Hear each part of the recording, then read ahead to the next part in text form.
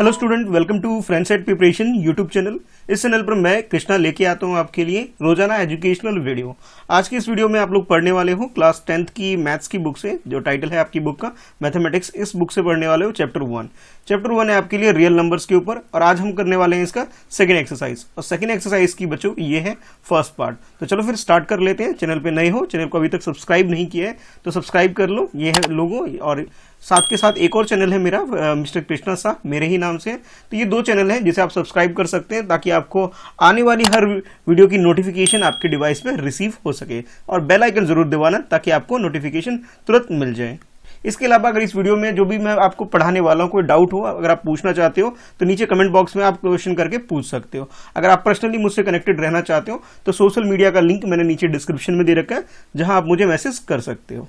तो ये है बच्चों आपके लिए क्वेश्चन नंबर 1.2 एक्सरसाइज के अंदर, जिसमें आपसे बोला जा रहा है कि express each number as the product of its prime factor. यानी कि आपको एक नंबर्स गिवन है हर एक पार्ट के अंदर, और आपसे बोला जा रहा है इन नंबर्स का आपको प्रोडक्ट निकालना है। और इस तरह से निकालना है आपको प्रोडक्ट कि वो जो नंबर होंगे वो प्राइम फैक्टर होंगे उसके।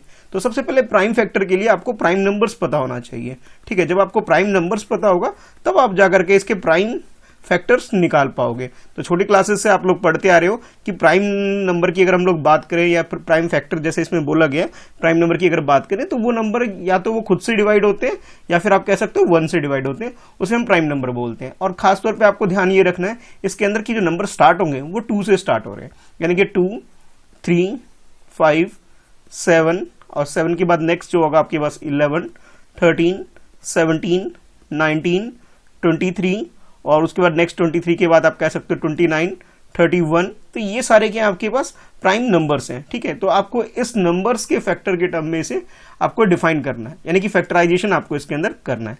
तो चलो इसका फर्स्ट पार्ट कर लेते हैं, जिसमें आपके पास जो नंबर है 140। तो सोल्यूशन के लिए आपने करना क्या है, क्वेश्चन नंबर 1 लिख लोगे। ठीक है, और उसके बाद पूरा लिखने के बाद यहाँ लिखोगे सोल्यूशन, और ये 1, और इसका हम लोग कर रहे हैं फर्स्ट पार्ट, और नंबर आपके पास है यहाँ पे 140। तो 140 का आपको फैक्टराइजेशन इसमें करना है।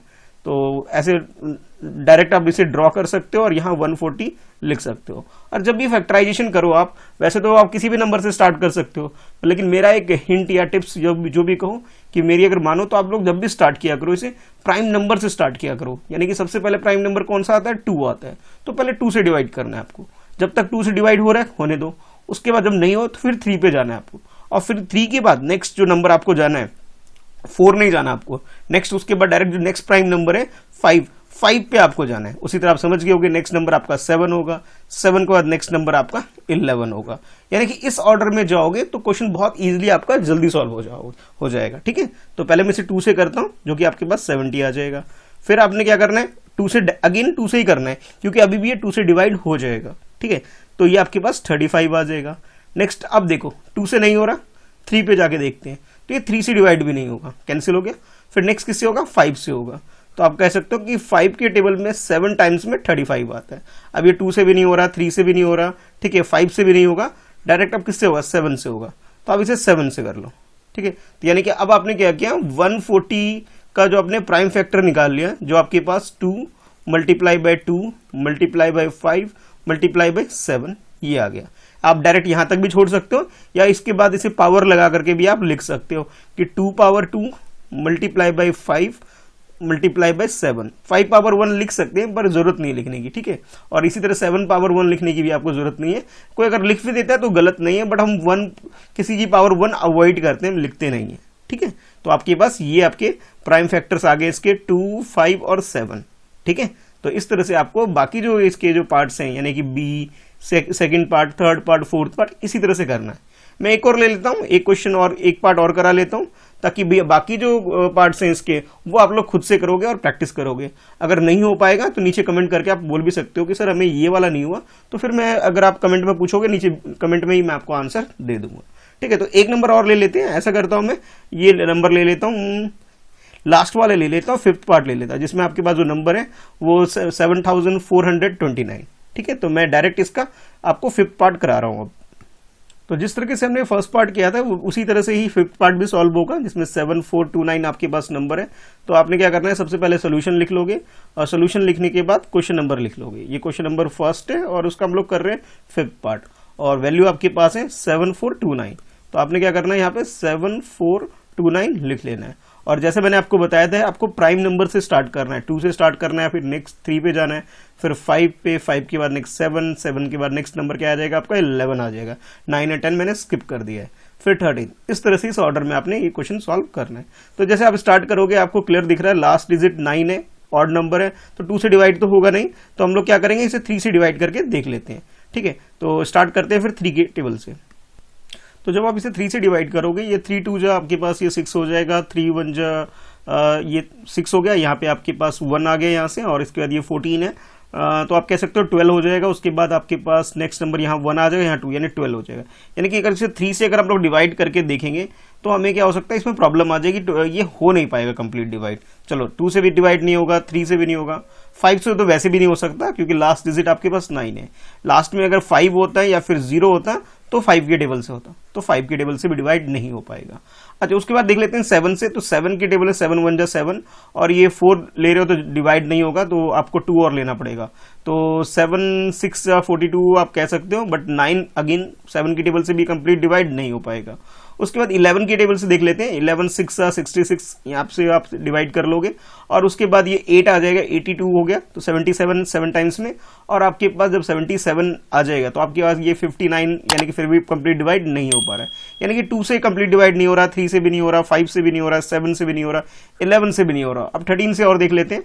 ठीक है, तो 13 जो नेक्स्ट नंबर आपके पास है स्टूडेंट, तो 13 से करोगे तो 13 5 जा आप 65 आप बोल सकते हो, 65 हो गया 13 5 जा। फिर उसके बाद यहाँ आपके पास 9 आ जाएगा, जो कि 92 आपके पास हो जाएगा। तो अब जब 7 के क्या नाम है 13 के टेबल से आप इसे करोगे आगे, तो 7 टाइम्स में आपके पास ये 91 कुछ आ जाएगा, फिर 1 और 9, यानी कि लास्ट में आपके पास रिमाइंडर 2 आ जा रहा है, उससे भी डिवाइड नहीं हो पा रहा है। ठीक है, यानी कि आपने ये देखा कि ये जितने भी नंबर है मैंने इन सबसे ट्राई करके देखा तो सबसे डिवाइड नहीं हो पा रहा था। यानी 13 के बाद नेक्स्ट प्राइम नंबर जो आता है 17 होता है। चलो 17 से देख लेते हैं, 17 से डिवाइड हो रहा है या नहीं हो रहा है। तो 17 से करोगे तो ये आपके पास, तो अब ये कह सकते हो जो ये आपके पास जो नंबर है 7429 है, अगर आप 17 के टेबल से इसे डिवाइड करोगे तो 4 टाइम्स में आपके पास आ जाएगा 68 आ जाएगा। ठीक है, तो 68 यहाँ पे आपके पास आ गया, यानी कि आप ये कह सकते हो कि आपके पास जब इसे सब्ट्रैक्ट करोगे, जब इसे माइनस करोगे, तो आपके पास ये 14 में से 8 माइनस कर लो तो आपके पास 6 हो जाएगा यहाँ पे, और ये 2 आ गया। अब अगेन अब हम लोग फिर से दोबारा से 17 के टेबल से करते हैं।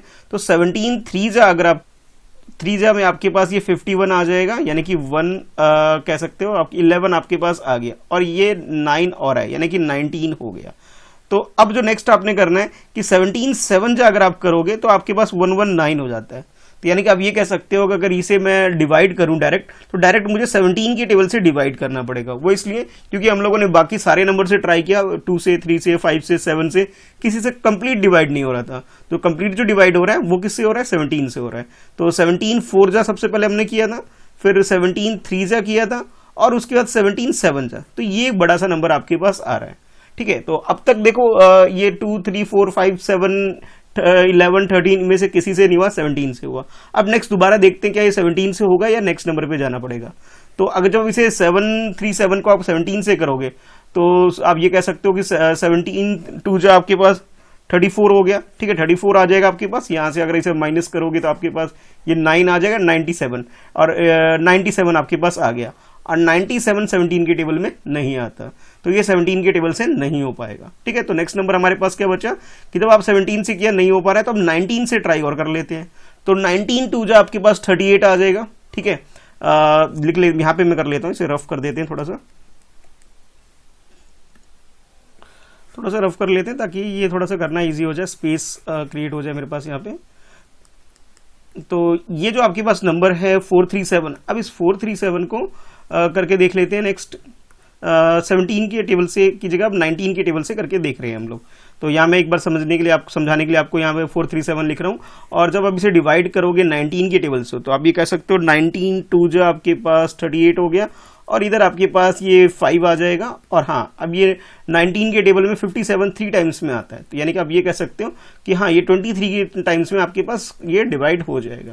तो 23 है। अब 23 की बात करें तो 23 भी अपने आप में एक प्राइम नंबर है, किसी और की टेबल में आता ही नहीं है, तो आप डायरेक्ट लिख सकते हो कि 23 1 जा 23। तो यानी कि आप ये जो नंबर की अगर बात करें 7429, ये डायरेक्ट किससे, सबसे पहले तो ये 17 से डिवाइड हुआ, फिर उसके बाद 19 से हुआ और उसके बाद 23 से हुआ। इसलिए मैंने आपको स्टार्टिंग में बोला था कि अगर आप प्राइम नंबर को यूज करोगे, ठीक है, अगर प्राइम नंबर यूज करोगे तो आपको प्रॉब्लम कम होगी, ठीक है। बीच के अगर नंबर ट्राई करोगे तो प्रोसेस आपका लेंदी हो सकता है। तो इसके अगर प्राइम फैक्टर की बात करें तो हमारे पास 17, 19 एंड 23, ये 7429 के ये प्राइम फैक्टर हो गए, यानी कि ये आप कह सकते हो ये इसके फैक्टर्स बन जाएंगे, ठीक है। तो आई होप आपको ये क्वेश्चन नंबर 1 क्लियर हो गया होगा, ठीक है। तो चलो अब देख लेते हैं नेक्स्ट क्वेश्चन, क्वेश्चन नंबर 2। तो क्वेश्चन नंबर 2 में भी आपसे कुछ इसी टाइप के हैं, जहां आपसे बोला जा रहा है कि फाइंड द एलसीएम। अभी तक आपने फर्स्ट क्वेश्चन में क्या किया था कि प्राइम फैक्टर निकाले थे आपने, ठीक है, प्राइम फैक्टर्स निकाले थे, और उसके लिए मैंने आपको बोला था कि आप प्राइम नंबर यूज करें तो क्वेश्चन जल्दी सॉल्व आपका हो सकता है। अब इस क्वेश्चन में भी प्रोसेस वही है, प्राइम फैक्टराइजेशन ही यूज करना है हमें, लेकिन क्वेश्चन में पूरा कंप्लीट क्वेश्चन है कि आपको यहाँ पे एलसीएम फाइंड आउट करना है और उसके साथ साथ आपको एचसीएफ भी फाइंड आउट करना है। जैसे क्वेश्चन में बोला गया, find the LCM and HCF of the following pair of integers and verify that LCM multiply by HCF is equal to product of two numbers. यानी कि सपोज मैं आपको समझाने के लिए कैसा करता हूं, n1 को मैं फर्स्ट नंबर लेट कर लेता हूं। n1 हमारे पास क्या है, फर्स्ट नंबर है, जो भी आपको, या फिर आप कह सकते हो फर्स्ट इंटीजर आपके पास n1 है, ठीक है। अच्छा, उसके बाद n2 को भी मैं अज्यूम कर लेता हूं कि आपके पास ये सेकंड इंटीजर है। जैसे इस क्वेश्चन में गिवन है आपके पास इंटीजर्स गिवन है आपके पास, ये फर्स्ट ये सेकंड, तो ये दोनों मैंने क्या किया, यहाँ पे इंटीजर अपनी तरफ से अज्यूम कर लिया। और क्वेश्चन में आपसे ये बोला गया कि एलसीएम और उसके बाद एचसीएफ, इन दोनों को जब आप मल्टीप्लाई करोगे, ये दो जो नंबर हैं, यानी कि नंबर 1 और नंबर 2, यानी कि फर्स्ट इंटीजर और सेकंड इंटीजर, इन दोनों के प्रोडक्ट के इक्वल आता है, ये आपको वेरीफाई करना है इस क्वेश्चन के अंदर, ठीक है। n1 आप समझ गए होंगे, यहाँ पे फर्स्ट पार्ट की अगर बात करें 26 है और सेकंड पार्ट की बात करें तो हमारे पास ये 91 है, ठीक है। इन दोनों की मैं बात कर रहा हूँ, और एलसीएम एचसीएफ जो होगा ये हमें खुद से कैलकुलेट करना पड़ेगा। तो चलो फिर इसका फर्स्ट पार्ट मैं करवाता हूँ मैं। तो सबसे पहले आपने क्या करना है, लिखना है सोल्यूशन, और सोल्यूशन लिखने के बाद, क्योंकि ये सेकंड क्वेश्चन है तो नंबर 2 डाल दिया, फर्स्ट पार्ट कर रहे हैं तो ये हो गया। तो यानी कि आपके पास जो फर्स्ट इंटीजर है, ठीक है, यानी कि मैं लिख सकता हूँ n1 इक्वल टू, ये आपके पास फर्स्ट इंटीजर, ठीक है, फर्स्ट इंटीजर, और इसकी वैल्यू आपको जो दे रखा है इस क्वेश्चन के अंदर 26 दे रखा है, तो मैंने यहाँ पे 26 ले लिया। अच्छा, उसके बाद नेक्स्ट जो है आपके पास n2, और n2 आपके पास क्या है, सेकेंड इंटीजर है आपके लिए, ठीक है, और इसकी वैल्यू आपके पास क्या है, 91 है। अच्छा, सबसे पहले क्या करते हैं, 26 का प्राइम फैक्टराइजेशन कर लेते हैं, ठीक है, और उसके बाद नेक्स्ट हम लोग क्या करेंगे, 91 का प्राइम फैक्टराइजेशन कर लेंगे। तो जब 26 का करेंगे, जैसे मैंने आपको पहले भी बताया था कि जब ये प्राइम फैक्टराइजेशन करो तो आपको प्राइम नंबर्स यूज करने हैं, जैसे 2, 3, नेक्स्ट 5, 5 के बाद नेक्स्ट नंबर 7, 7 के बाद नेक्स्ट नंबर 11, इस तरीके से करना है आपको। बीच के नंबर चाहो तो आप स्किप कर सकते हो, और जब तक 2 से डिवाइड हो रहा है तब तक आपको 2 से ही डिवाइड करना है, 3 पे स्किप नहीं करना है, नहीं जाना है आपको 3 पे, ठीक है, ध्यान रखना है आप। तो मैं ये 2 से स्टार्ट कर रहा हूँ, तो 2 1 जा 2, 2 3 जा, यानी कि 13 आपके पास आ गया। अब जो 13 है 2 से डिवाइड नहीं होगा, 3 से भी नहीं होगा, 5 से भी नहीं होगा, 7 से भी नहीं होगा, 11 से भी नहीं होगा, डायरेक्ट किससे हो रहा है, 13 से हो रहा है, क्योंकि 13 अपने आप में एक प्राइम नंबर है, तो ये आपके पास आ गया, ठीक है। उसी तरह नेक्स्ट में अगर करूँ 91 के लिए, तो 91 2 से तो होगा नहीं, ठीक है, 2 से बिल्कुल नहीं हो रहा, तो ये आपसे 2 से तो होगा नहीं है, ठीक है, तो 2 से नहीं हो रहा, 3 से भी नहीं होगा क्योंकि 90 तो हो जाता पर 91 नहीं हो पाएगा, 5 से इसलिए नहीं होगा कि लास्ट डिजिट हमारे पास 1 है, जबकि 0 या 5 होता तो 5 के टेबल से होता। तो अब मैं क्या करता हूँ, 7 के टेबल से ट्राई कर लेता हूँ। तो ये 7 के टेबल में 7 1 जा 7 हो गया आपके पास, और यहाँ पे जो 2 है और इसके साथ जो 1 है 21, ठीक है। तो आप ये कह सकते हो कि 7 3 जा 21 हो गया, तो 13 टाइम्स में ये डिवाइड हो जाएगा। अब 13 दोबारा आ गया, और 13 अपने आप में क्या है, प्राइम नंबर है, तो 13 के टेबल से होगा, ठीक है। तो आपने क्या किया, यहाँ पे इसके प्राइम फैक्टर निकाल दिए। 26 का प्राइम फैक्टर आपके पास क्या आ गया, 2 मल्टीप्लाई बाय 13 हो गया। अच्छा, उसके बाद नेक्स्ट अगर बात करें 91 की बात करें, तो हमारे पास जो वैल्यू आ रही है वो आ गई हमारे पास 7 मल्टीप्लाई बाय 13 आ गया, ठीक है। अब सबसे पहले जैसे इस क्वेश्चन में बोला गया था आपसे कि एलसीएम फाइंड आउट करो, तो जो अब इस दोनों का अगर कंबाइंड एलसीएम की अगर हम बात करें तो यहाँ पे क्या आ गया आपके पास, अगर 26 यहाँ पे लिख देता हूँ, एलसीएम ऑफ 26 एंड 91, तो यहाँ अगर एलसीएम की बात करूँ तो यहाँ जितने भी नंबर हैं सारे के सारे नंबर आ जाएंगे इसके, यानी कि 2 आ गया इसके बाद, उसके बाद ये 2 के बाद नेक्स्ट 13 है, तो 13 भी आ गया इसके अंदर, ठीक है। ये मल्टीप्लाई में लिख लेता हूँ, ज़्यादा बेटर रहेगा। तो ये आपके पास जो ये दोनों नंबर हैं, दोनों के जो आपने प्राइम फैक्टराइजेशन आपने करे हैं, ठीक है, तो यहाँ पे हम लोग क्या करेंगे कि दोनों का फैक्टराइजेशन निकालने के बाद तो उन सारे नंबर को यहाँ लिख लेते हैं। 2 आ गया, फिर नेक्स्ट 13 आ गया, उसके बाद नेक्स्ट नंबर आपके पास ये 7 आ गया, ठीक है। अब 13 2 टाइम्स ना, रिपीट करने की जरूरत नहीं, एक बार ही लिखना होता है, इसलिए मैंने यहाँ 2 मल्टीप्लाई बाय 13 मल्टीप्लाई बाय 7 लिख दिया, यानी इसका जो प्रोडक्ट निकालूंगा हमारे पास एलसीएम आ जाएगा। अच्छा, अब उसके बाद बात करते हैं एचसीएफ की बात करते हैं। तो एचसीएफ में क्या होता है, इन दोनों के बीच में जो भी कॉमन नंबर होते हैं जो दोनों के पास आते हैं, 13 के पास भी आएंगे और 91 के पास, दोनों नंबर के पास जिसके आ रहे हैं, यानी कि N1 में भी आना चाहिए और N2 के अंदर भी जिसमें आना चाहिए, उसे हम चूज करते हैं एचसीएफ के लिए। तो अगर आप ध्यान से देखोगे तो 13 आपके पास दोनों के प्राइम फैक्टर है, तो 13 हमारे पास क्या हो जाएगा, एचसीएफ हो जाएगा। अब एलसीएम कैलकुलेट कर लेते हैं, तो 13 को 2 से मल्टीप्लाई करोगे आपके पास 26 हो गया। अब 26 को जब 7 से मल्टीप्लाई करोगे आप लोग, तो आपके पास ये कह सकते हो कि 7 6 42 हो गया, यानी कि आप ये कह सकते हो ये 2 आ जाएगा, फिर उसके बाद 14 + 4, यानी कि आप ये कह सकते हो 182 आपके पास तो एलसीएम आ गया। और एचसीएफ की बात करें वो 13 आ गया, यानी कि इस क्वेश्चन में जो आपसे बोला गया था कि आपको एलसीएम निकालना है, निकाल चुके हो, एचसीएफ निकालना है वो भी निकाल चुके हो। अब हमें ये जो कंडीशन गिवन है कि LCM multiply by HCF is equal to number 1 multiply by number 2, ये और चेक करना है कि भी इस कंडीशन में सेटिस्फाई होता है या नहीं होता है। तो ऐसा करते हैं, सबसे पहले हम लोग क्या करते हैं, एलसीएम और एचसीएफ को मल्टीप्लाई करके देख लेते हैं। तो यहाँ पे हम लिखेंगे एलसीएम मल्टीप्लाई बाय एचसीएफ, ठीक है। अच्छा, तो एलसीएम की वैल्यू जो हमारे पास आई थी स्टूडेंट, वो आई थी हमारे पास 182 आई थी, ठीक है। तो मैं यहाँ पे ये लिख लेता हूँ 182, और अगर उसके बाद नेक्स्ट जो नंबर आपके पास है जो एचसीएफ, वो हमारे पास 13 आया था, ठीक है। ये तो बात हो गई इन दोनों की उसके। अच्छा, उसके अलावा नंबर 1 यानी कि फर्स्ट नंबर और सेकंड नंबर, इन दोनों को और हमें मल्टीप्लाई करना है। तो फर्स्ट नंबर आपके पास 26 था, सेकंड नंबर आपके पास 91 था, ठीक है। तो दोनों को मल्टीप्लाई करते हैं और फिर चेक करते हैं कि दोनों का आंसर सेम आ रहा है या नहीं आ रहा है। अगर आ रहा है तो इक्वल हो गया, यानी वेरीफाइड हो गया। अगर नहीं आएगा तो हम कह सकते हैं कि नहीं आ रहा है हमारे पास। तो सबसे पहले मैं ऐसा करता हूँ, 182 को 13 से मल्टीप्लाई कर लेता हूँ। तो आपके पास ये 3 से पहले मल्टीप्लाई करोगे 6 आ गया, और मैं डायरेक्ट 18 3 से कर लेता हूँ, ठीक है। या फिर आप 3 को 8 से कर लोगे तो ऐसे भी कर सकते हो, या डायरेक्ट 18 पूरा कंबाइंड 3 से मल्टीप्लाई भी कर सकते हो। तो ऐसा कर लेते हैं। फिर ये 3 के टेबल से 8 को मल्टीप्लाई करोगे तो आपके पास ये 24 यानी 2 आ गया, और ये जो आपके पास 3 है इसे 1 से मल्टीप्लाई करोगे 3 और 2 5 हो गए, ठीक है। ये तो यहाँ से आ गया आपके पास, और जब 1 से करोगे तो आपके पास same number as it is आपने इसे नोट कर लेना है। तो आपके पास कुछ इस तरह से ये रिजल्ट आपके पास आ गया। तो यानी कि आप ये कह सकते हो कि भी जब आपने इन दोनों को मल्टीप्लाई किया तो आपके पास 2 3 6 6 आ गया, ठीक है, एलसीएम और एचसीएफ को मल्टीप्लाई करने के बाद। अब हमारा नेक्स्ट काम क्या है कि हमें 26 और 91 को भी हमें मल्टीप्लाई करना पड़ेगा। तो चलो इसे भी मल्टीप्लाई कर लेते हैं।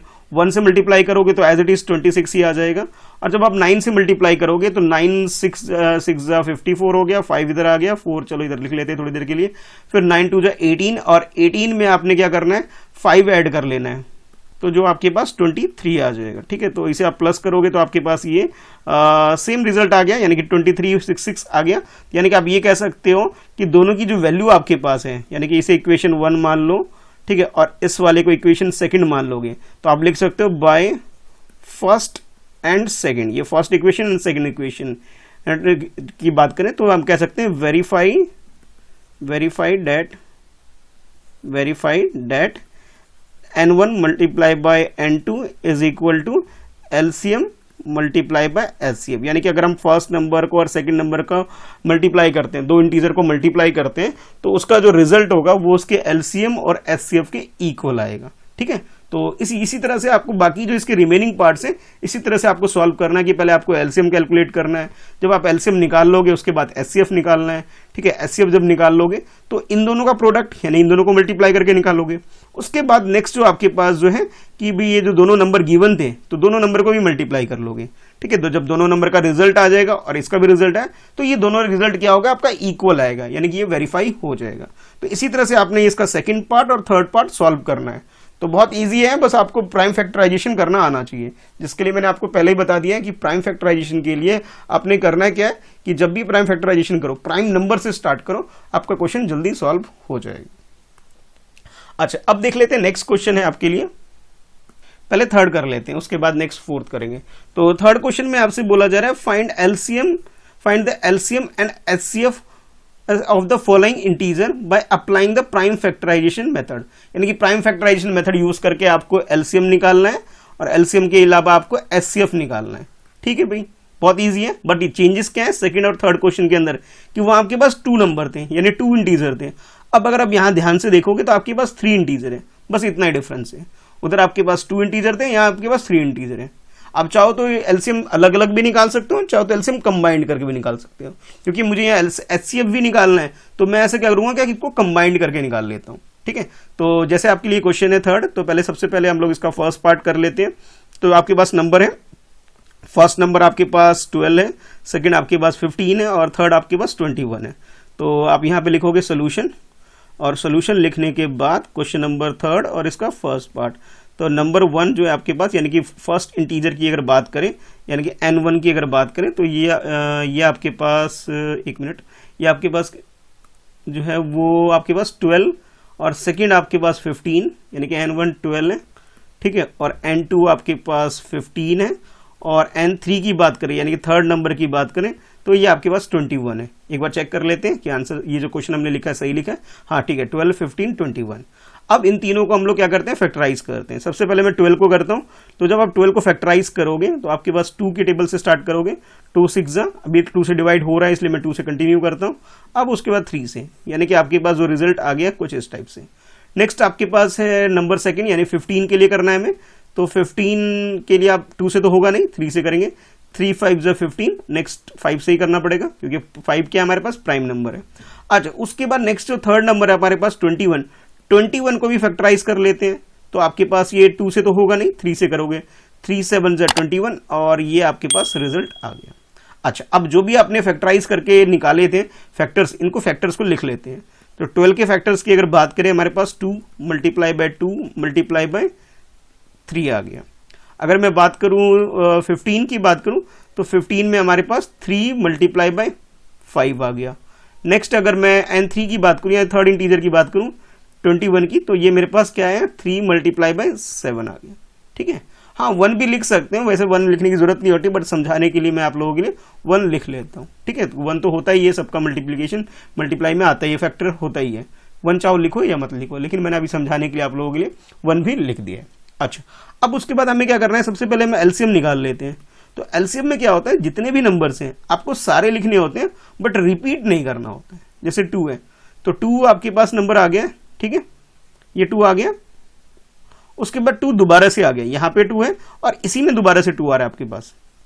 ठीक है, अगर इनमें से किसी में होता तो हम रिपीट नहीं करते, बट इस सेम नंबर के अंदर आ रहे हैं तो हम यहाँ पे लिख लेंगे, यानी 2, फिर नेक्स्ट नंबर भी हमारे पास 2 है, 2 लिख लिया।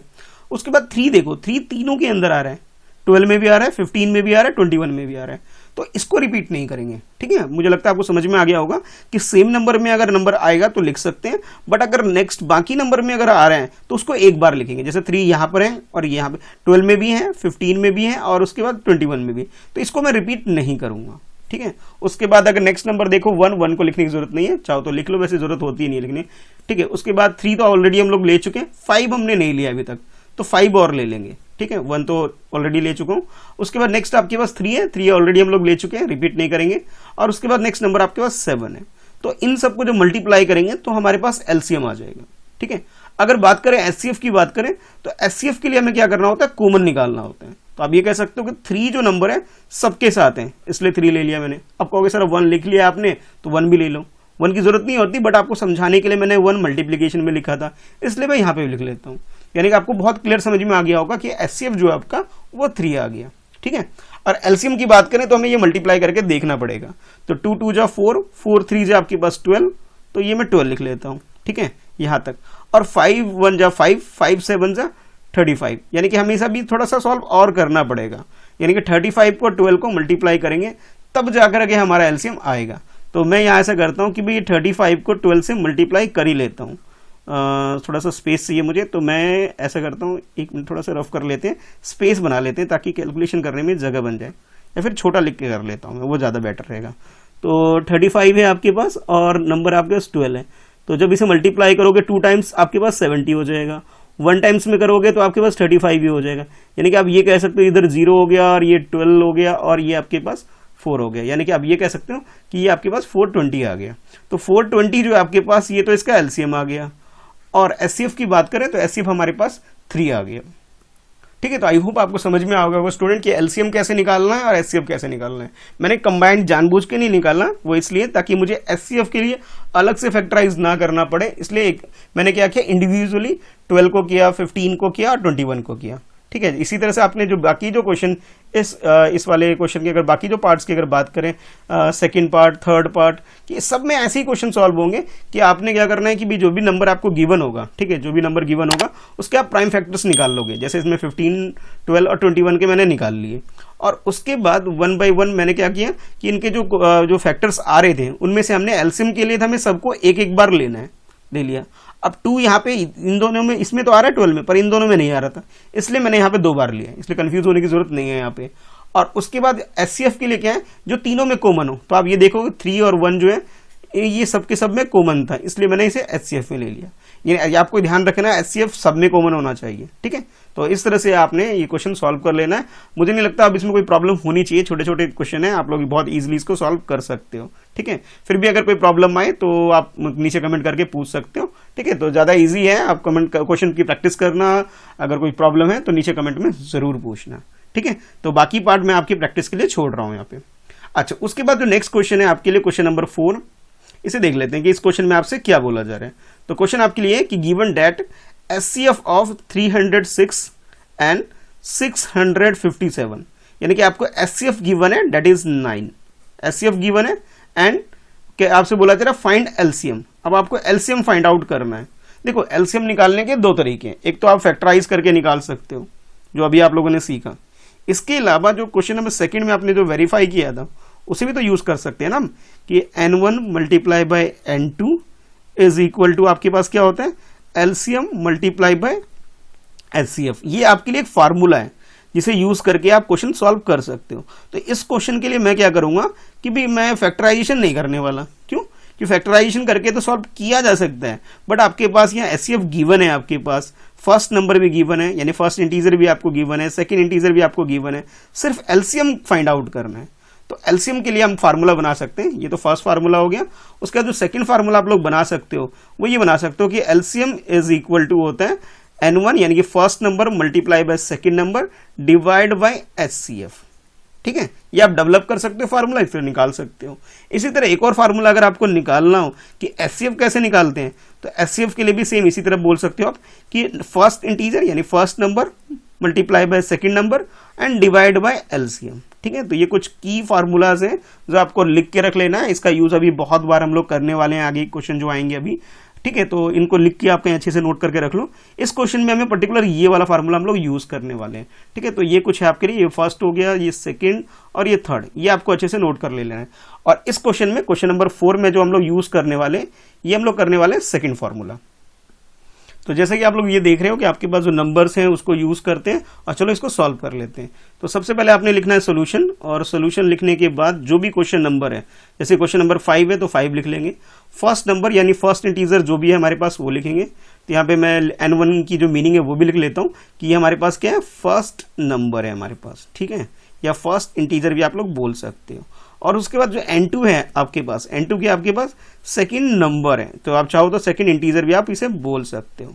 ठीक है, तो इसकी जो वैल्यू है आप एज इट इज इसकी जो वैल्यू आपको दी गई है वो लिख लो, 306 एंड 657। तो ये 306 ये लिख लिया मैंने, और 567 तो एज इट इज जो हमें गिवन था वो मैंने यहाँ से नोट करके लिख। अच्छा, ये थोड़ा चेंज है, 657 है। चलो इसे ठीक कर लेते हैं, 657 है। ठीक है, तो इसको चेंज कर लेते हैं 657। ठीक है, तो ये 657 हो गया। और इसके अलावा आपको एचसीएफ और गिवन था, और एचसीएफ की वैल्यू आपके पास क्या है ये भी लिख लेते हैं भाई। तो ये आपके पास है, एचसीएफ की बात करें तो ये 9 है आपके पास। ठीक है, HCF आपके पास 9 है। तो आप निकाल सकते हो कि LCM इज इक्वल टू होता है हमारे पास N1 multiply by N2 divide by HCF, ये होता है हमारे पास फार्मूला। तो अब N1 की जगह मैं 306 लिख देता हूँ, N2 की जगह मैं 657 लिख देता हूँ और उसे 9 से डिवाइड कर लेंगे। ठीक है, तो मैं 3 के टेबल से डिवाइड करता हूँ कि 3 3 जा 9 और ये आपके पास 3 1 जा 3 फिर 0 और 3 2 जा 6, ये हो गया आपके पास। अच्छा, उसके बाद नेक्स्ट अगर आप दोबारा देखोगे तो ये दोबारा से डिवाइड हो जाएंगे। ये आप कह सकते हो 3 1 जा 3 और इधर ये 3 3 जा 9 हो गया आपके पास। अब यहाँ पे से 1 रिमाइंडर आ जाएगा और ये 12 बन जाएगी, यानी 3 4 जा आप कह सकते हो 12 हो गया यहाँ पे। ठीक है, यानी 34 आ गया। अब आपने क्या करना है, इस 34 को और 657 को भाई मल्टीप्लाई करो, अपना अपना आंसर निकालो। थोड़ा मैं वेट करता हूँ, मैं चाहता हूँ कि आप लोग इसका कैलकुलेशन करो और कैलकुलेशन करके मुझे भी आंसर बताओ कि ये आपके पास क्या रिजल्ट आ रहा है। यानी कि आपको 657 को मल्टीप्लाई करना है स्टूडेंट्स 34 के साथ। बहुत ईजी है, जल्दी से करो और मुझे भी बताओ क्या आंसर आ रहा है। जल्दी से बताओ भी, थोड़ा वेट कर रहा हूँ, जल्दी बताओ, करो भी, बहुत ईजी है, ज़्यादा मुश्किल नहीं है। 657 को मल्टीप्लाई 34 से करना है। 4 से करो पहले, उसके बाद 3 से करो और टोटल करके बताओ आंसर क्या आ रहा है। तो जब आप इसे मल्टीप्लाई करोगे तो आपके पास जो रिजल्ट आ जाएगा वो आएगा आपके पास 22,338 आ जाएगा। जरा चेक करके बताना कमेंट करके मुझे कि भाई ये आंसर सही है या फिर गलत है। ठीक है, तो इस वीडियो में बच्चों इतना ही रखते हैं, स्टूडेंट इतना ही रखते हैं, क्वेश्चन नंबर 4 तक रखते हैं। बाकी जो नेक्स्ट क्वेश्चन है इसके सेकंड पार्ट में हम लोग करेंगे, यानी कि आपको अब जो नेक्स्ट क्वेश्चन नंबर 5 जो देखना है स्टूडेंट आपको, वो 1.2 एक्सरसाइज का जो सेकंड पार्ट है उसमें देखना है। तो आई होप आपको वीडियो पसंद आई होगी। कुछ प्रॉब्लम्स है, कोई अगर कुछ नहीं समझ में आया तो नीचे कमेंट करके भी पूछ सकते हो। अगर पर्सनली कनेक्ट होना चाहते हो तो मुझे सोशल मीडिया में फॉलो कर सकते हो, इंस्टाग्राम, ट्विटर, फेसबुक जो भी आप यूज़ करते हो तो उधर आप मुझे फॉलो कर सकते हो। सबका लिंक मैंने नीचे डिस्क्रिप्शन में दे रखा है। अभी जो स्क्रीन पे जो वीडियो आ रही है आपको, इसको देखकर रिवीजन करिए और जो भी कोई डाउट है नीचे कमेंट करके पूछिए। ठीक है, तो आज के लिए इस वीडियो में इतना ही। चलो मिलते हैं फिर नेक्स्ट वीडियो में। अभी के लिए बाय बाय। चैनल पे नए हो, चैनल को सब्सक्राइब नहीं किया तो सब्सक्राइब जरूर करना और अपने दोस्तों में भी इस लिंक को जरूर से शेयर करना। ठीक है, चलो बाय, थैंक्स फॉर वॉचिंग।